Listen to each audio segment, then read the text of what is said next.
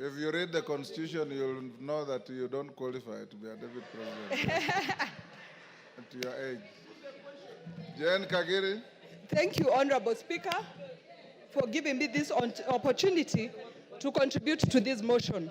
Honorable Speaker, when I was elected in the year 2022, in the month of August, I was a very grateful person to God, and I knew my work was to serve the people of Laikipia County. A county that is cosmopolitan, that has Pokot, that has Turkanas, that has Maasais, that has Samburus, that has the Muslims, it has the Somalis, and all these people, inclusive of the Kikuyus, came together and gave me their votes. That is what comprises of Laikipia County.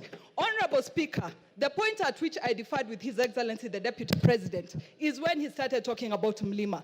I realized Laikipia County is not Mlima after all, because Mlima, people have running water from taps.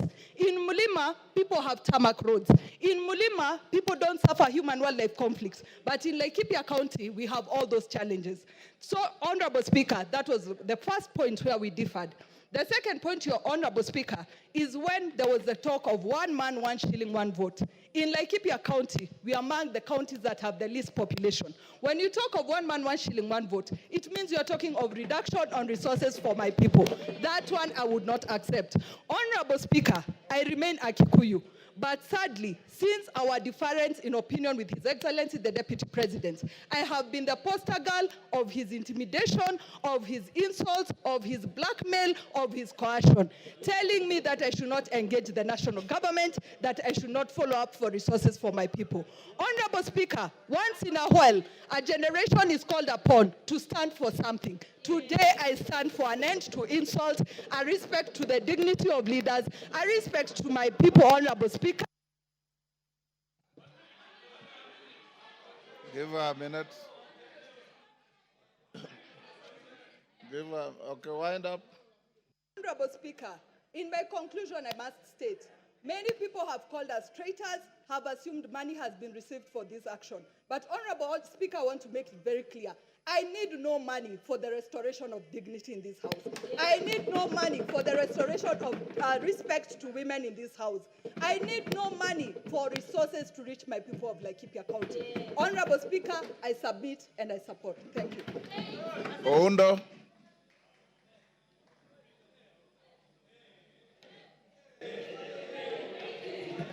Honorable Speaker, thank you for this opportunity. Honorable Speaker, my attention is drawn to Article 125 of the Constitution. And Article 125 of the Constitution makes reference to the effect that any matter before that the Parliament has got the same powers as High Court. Out of that, Honorable Speaker, then I'm left to look at the evidence presented by my good friend, Honorable Mutuse, and wonder, does it really meet the threshold of any form of evidence as required at the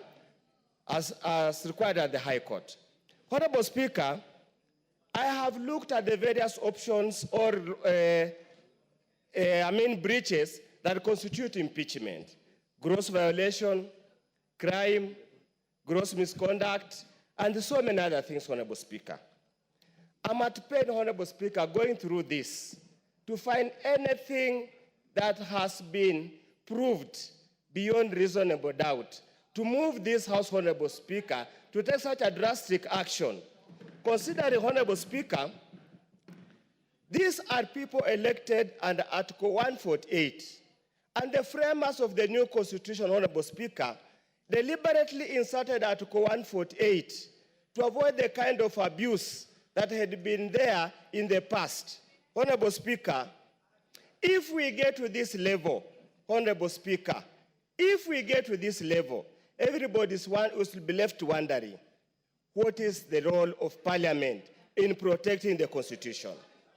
Honorable Speaker, and I want to rephrase Luke 23, verse 4.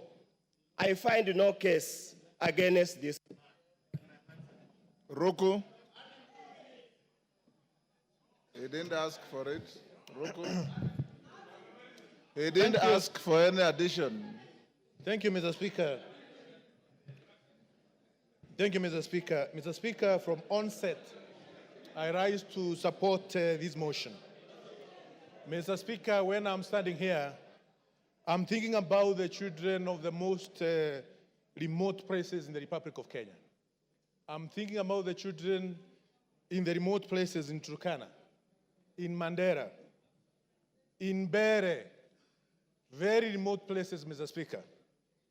It reminds me on Article 10 of our Constitution, which talks about the national values and principles of governance. And one of the principles which is enshrined in our Constitution, Mr. Speaker, is protection of the marginalized. We have seen the Deputy President of the Republic of Kenya, who in many occasions has forgotten that he represents even the most marginalized places, corners of our country. That the numbers of these small communities in the Republic, they have the right, just like any other big community in our Republic. We have seen the smirk, the arrogance, the contempt which the Deputy President of the Republic has to the minority groups in the Republic of Kenya. And coming from a marginalized community, a community which has been marginalized from 1963, Mr. Speaker, I want to state here and now that it's high time we sanitize the office of the Deputy President. Mr. Speaker, last week on Sunday, I was in... Your time is up. In Narok. Your time is up. Irene Mayaka. Thank you, Honorable Speaker. Honorable Speaker, I also stand to support the motion by my good brother, the Honorable Mutuse, in impeaching the person of the Deputy President of Kenya. Honorable Speaker, under unwarranted discrimination, in contravention of the Article 27, Part 3 and 4 of the Constitution, the Deputy President has in so many occasions expressed that he only considers people he considers shareholders. Honorable Speaker, on the two occasions that the Deputy President came to Gusiland, on the first occasion while addressing leaders, he told us that the reason why, as Kisses, we should not demand for more things from the government is because we always vote for Mutu wa kitendawili, to quote him. On the second occasion, the Honorable Deputy President told us that siku hizi wa Kisii tumejaa jela kushinda wa Kikuyu. I'm wondering, Honorable Speaker, when did he do the statistics to note that sisi kama wa Kisii, we are the most criminals in this country? And Honorable Speaker, as I finish, I just want to remind the Deputy President. Yesterday, he spent a lot of time reminding us that he is an orphan. And yet he forgot that there is one orphan that the Deputy President kept saying that he has put for him Mitego in State House. The Honorable Deputy President forgets that even the Right Honorable Raila Amolo Odinga is an orphan. Why did he forget that he was putting for him Mutego? I just want to tell the Deputy President that because of the utterances that you make against people of Kenya, you must go, and you will go home. I thank you. Malolo Injendi. Thank you.